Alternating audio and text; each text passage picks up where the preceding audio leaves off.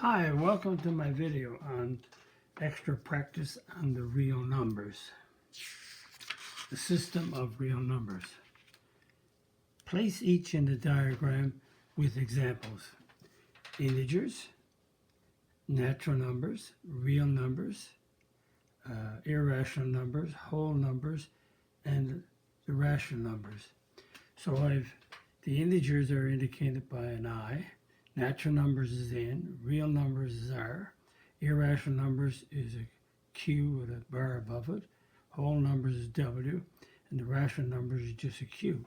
So I'm going to place this in this diagram here. So the first set of numbers that we encounter are the natural numbers. And the natural numbers are 1, 2, 3, I can keep on going forward, are the counting numbers. And if you take the natural numbers, then we have the next set of numbers is the whole numbers. So the whole numbers consist of the natural numbers, which is 1, 2, 3, 4, 5, 6, on to infinity, and 0. So the 0 is a whole number, but it's not a natural. So notice that the natural numbers is a subset of the whole. Any of the numbers inside any of these circles, the inside one is a subset of the outside one. So we have the whole numbers, and now we have the set of integers. So the set of integers are the opposites of the naturals, and 0, is the natural numbers, their opposites, and 0. So if we take 1, opposite is -1, 2, -2, 3, -3, and -4, etc., etc. So the integers are all the negatives, the naturals, and 0.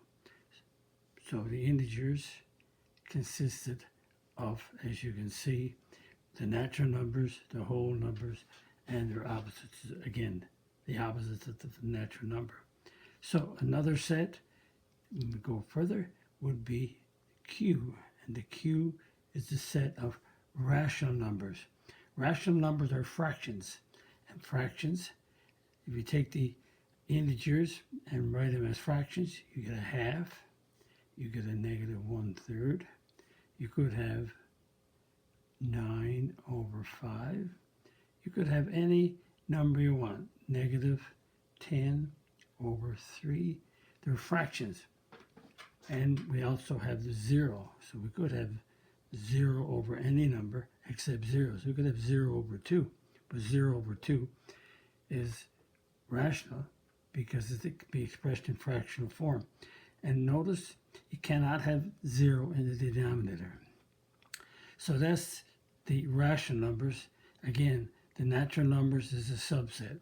So if we take 2, you can make it rational, make it a fraction. 2/1, or 4/2, or 6/3. 0 can be an integer, but it has no negative. As 0 can be rational because 0/10, 0/6, 0/-3 is rational. Now, we have all this done for the rationals. The other set of numbers is the irrationals.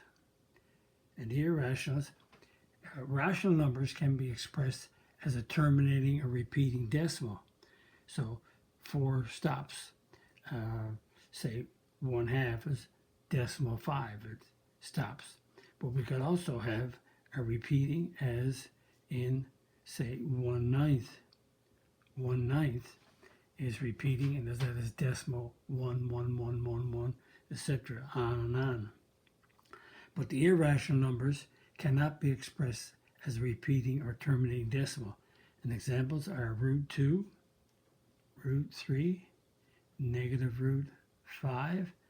We could also go with a pi that we know about in relation to the circumference of a circle. Pi is used, or the area of a circle. So these are the irrational numbers. And if you combine the two sets, we have R. So the real numbers designated by R is made of the rationals and the irrationals. Notice there's, in this circle, no irrationals. There's no rationals in here. And in the rationals, there's no irrationals. So these are two different sets. When we join them together, we get the set of real numbers. Number 2, use the tick for yes and the X for no to clarify each number in column A. -4. When you have a -4, -4 is not a natural, it's not a whole, but it's an integer. -4 can be a fraction, it can be -4/1, etc. Yes, but it's not irrational. And it's a real number. √6 is not natural number, is not a whole number, is not an integer, is not irrational, it's an irrational number, and it's also real. So all the numbers I have here are real. I'll talk about that now in a minute when I finish.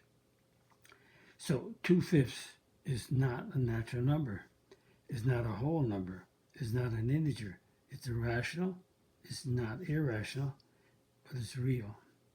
0 is not natural, but it is a whole, it is an integer, it is irrational, but it's not irrational, but it is real. And let's put just one more number here called 3. 3 is a natural number, 3 is a whole number, 3 is an integer, 3 is irrational because you can express it as a fraction, but it's not irrational, but it's real.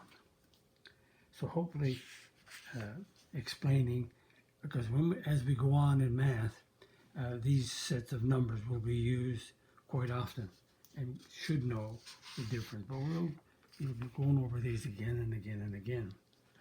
Another part of the real number system is the properties. Classify each property below as commutative, associative, and distributive. So I use the C, the A, and the D for the first, instead of writing all the letters out. Distributive property, this is the distributive property of 2 is being distributed over the 8 and the 5. So that's the distributive property of multiplication over subtraction. The commutative property is when you switch commute back and forth. So this is the commutative property of multiplication. And associative property, as in association, is groups. So right here, notice the order is not changed. You got 7, 1, 6, 7, 1, 6. The order is not changed, but the groupings are. So association is like grouping. So here we group the 1 and the 7. Here we group the 1 and the 6. So this is the associative property. Number 4, the distributive is division distributive over the real numbers. So explain.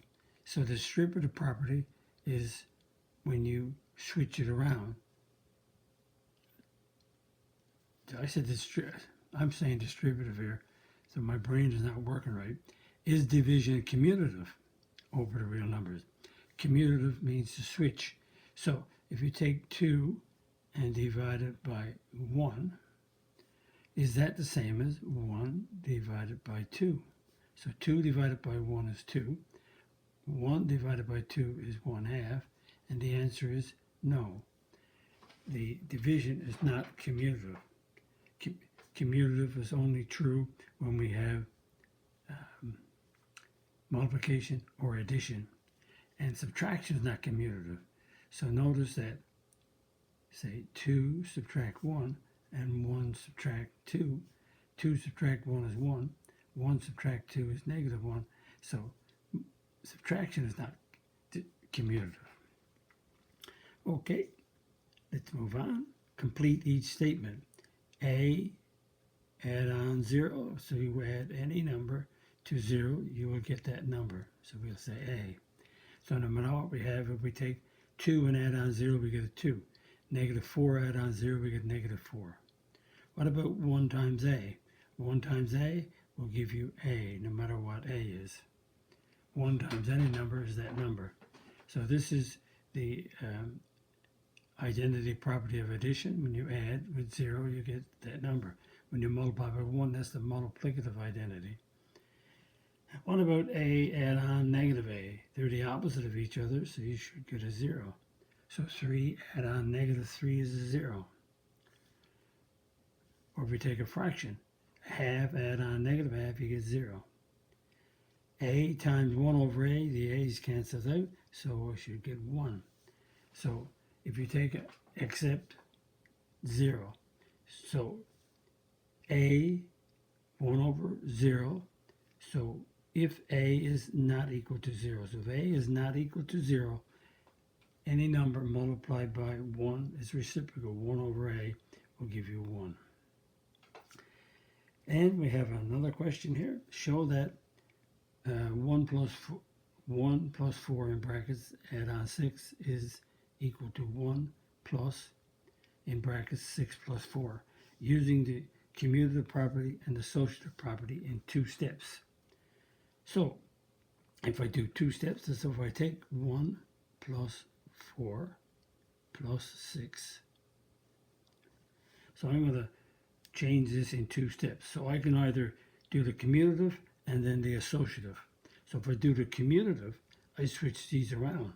So switch them around, 6, add on 1 plus 4. Now if I regroup them, 6 plus 1, add on 4. But that won't do it. So if I do the commutative property first and then the associative, it won't work. So that means if I'm going to use this property, these 2 properties, I'm going to do the grouping first. So 1, add on 4 plus 6.